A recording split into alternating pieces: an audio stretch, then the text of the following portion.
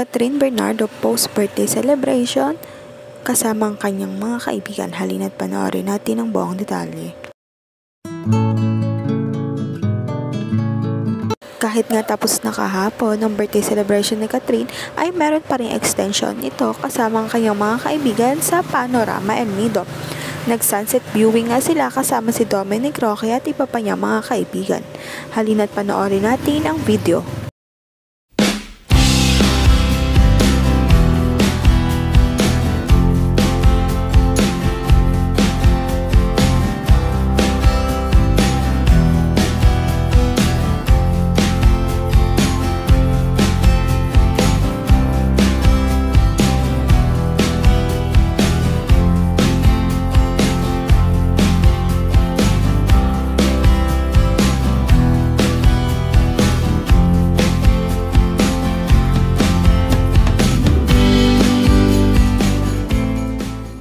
Sa ngayon, maghintay na lamang ng latest update sa Katniel.